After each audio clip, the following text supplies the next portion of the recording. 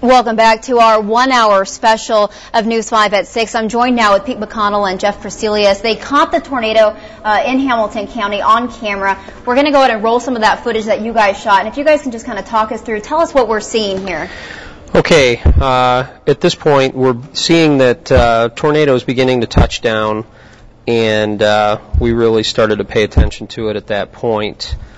So we were sitting still in the vehicle. I think we got out and we're watching it, and we can see debris on the ground. So we realized that if the tornado was going to start to intensify, that there could be people in the path and there could be damage. So that's when we started to get concerned. And you do. This is the highway right here. Obviously, some of those cars, I assume, are storm chasers. But did you see any people, possibly not storm chasers on that road? Well, I would say there might have been a couple vehicles coming toward us that probably were not storm chasers. So they probably had a close call. But the closer we got to it, you really didn't see anybody coming toward us anymore. So it was probably chasers, law enforcement, and then, of course, we just couldn't help but think of anybody that might be in the path of that. Yeah, and here you can see the tornado really developing, and you guys are moving towards it. Exactly, and the reason we could keep moving toward it is because it was actually moving away from us. So that's, had it been moving toward us, we would have been going the other way. But we did, you notice a couple power flashes there, so we knew it was starting to get pretty serious. And so we just kind of moved along with it, and we were pretty amazed at how big the whole thing did get. Yeah, and Jeff, you actually shot this footage. You had the camera in your hand at this time, is that correct? Both of us had a camera. What's going through your mind at this time? I know you haven't been storm chasing quite as long as Pete. Usually, you get a rush, you get excited. This was a nice tornado to film, but I think we were more concerned of the people that are in the path of this. We knew it was headed, for a populated area.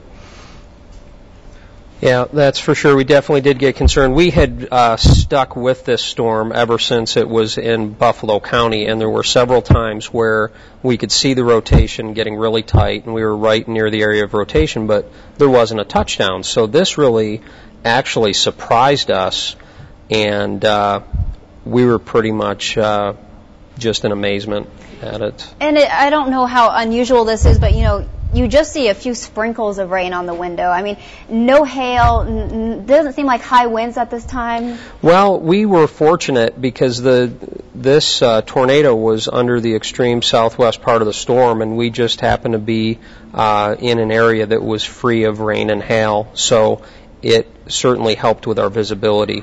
All right, and real quick, Pete, is that the IMES plant that we're seeing? Yes, there? it is. Okay. Yeah, that's as we got closer, we definitely could see there's damage. There was sheet metal wrapped around telephone wires, and right before we got in, you could see that there was really violent rotation on the ground. So just up ahead of that police car, there was an officer just turning people around because there were telephone poles across the road, so you couldn't go. So we had to actually go up into the countryside a little bit and come back down around to go through Aurora. Yeah, and I asked Jeff, but Pete, I mean, as a veteran storm chaser, what was going through your mind at this time, being so close to it? Now, at that point, especially when it went into the rain and we couldn't see it anymore, I was really in fear for the people in Aurora, and we heard that they issued a tornado emergency, so we were just hoping that people were heeding that warning. And certainly it's a grace of God that did lift before it got to Aurora. Yeah, and there was some of that aftermath, the IMES building kind of mangled up into those telephone poles there. All right, Pete McConnell and Jeff Priscillius, thank you so much for joining us tonight. Well, welcome back. We continue our special 1-hour edition of News 5 at 6. We have team coverage. James Wilcox is live just outside of Aurora, where a quarter-mile wide tornado touched down last night, destroying a home and damaging a business. James? Corinne, I really still can't fathom the destruction that this storm did to this home. I'm standing on the second floor of the Usick family home, what was a child's bedroom. The roof is gone, both walls completely blown out from this tornado. All that's left, debris, there's bricks up here, some rubble, and then a magazine.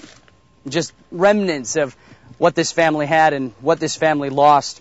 We will continue our team coverage here live from Aurora. Coming up, we'll talk with the Hamilton County Emergency Manager on how he and his team responded when this tornado hit last night. We'll also hear what the governor says about all this devastation. I talked with him earlier today on the phone. All that coming up in the next half hour. Corinne? All right, thank you, James.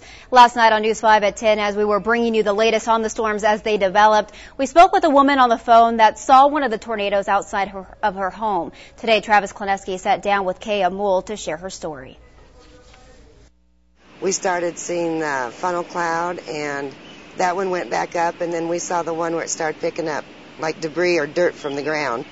And I watched it cross Giltner Spur, which is what we live on, and you could see it picking up things from the ground, and it was just amazing because there was no rain, no wind on where I was standing. We went down to a neighbor that lives about 2 miles north of us. He is by himself. He lost his wife recently, and when we got down there, his house was fine, but he lost all his trees. He has a beautiful yard by Highway 34. We saw the irrigation pivot had been picked up. We went to his backyard, and I took a picture. There's an irrigation pipe that went through the roof of the Quonset, and it was just sitting there. And so we did check on him, but he was fine. The cloud formations were just beautiful. Were you ever scared? I was never scared, and I should have been, but I wasn't. Thanks for staying with us for our continued Team Tornado coverage, a special hour-long edition of News 5 at 6. We are here just outside of Aurora where a tornado touched down last night. And this is the second time in just more than a year that Hamilton County Emergency Management has had to respond to a tornado. We probably all remember the tornado that touched down in Aurora in May of last year. When that storm hit and last night, Kurt Smith was in action. He is the emergency manager for Hamilton County, and he joins us now to talk a little bit about what your team went through last night. Thanks so much for taking the time to talk with us. I know you've been busy. You bet. Thank you. First of all, why don't you tell us a little bit about what things were like last night for you and your team? Well, our afternoon started out pretty early with the National Weather Service issuing the tornado watch. We activate our Emergency Operations Center, and a couple of us are manning that and keeping an eye on the radar and watching the local media and, of course, paying attention to the National Weather Service. As the storm went through Buffalo County and into Hall County, we sent our spotters out when it was getting close to Grand Island. The storm was moving slow, they said, 10 to 15 mile an hour. So we were able to get our spotters out in time, and they were actually able to start seeing the rotation as it was getting closer to the Phillips area, crossing into our county. And then what happens? What does your team do at that point? As we do that, our spotters are out giving us back our reports. The individual towns are taking care of their notifications to their people. We're also giving information back to the Weather Service and surgically placing our other equipment around in the county to make sure we're out of harm's way. Sure, and we're both standing here at the Usick family home, which is destroyed. Incredible damage. This storm obviously had a lot of power. No injuries. Is that surprising to you that no one was hurt? It's a blessing, that's for sure. I think people are, especially since last year, maybe they pay a little more attention now.